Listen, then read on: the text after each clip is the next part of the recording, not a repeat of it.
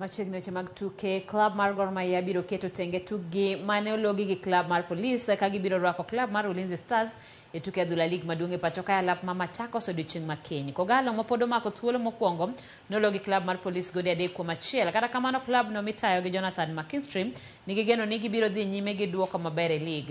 E tuke mamoko ma ibiro bagi odiochieng' makiny, Posta Rangers biro rakore gi klab mar Police FC ka Bandari biro rwako klab mar Nairobi City Stars e alap ma Bandari. FC Leopards biro rakore gi Murang'a Seal e achiel kuom tuke mapek chieng' Jumapil.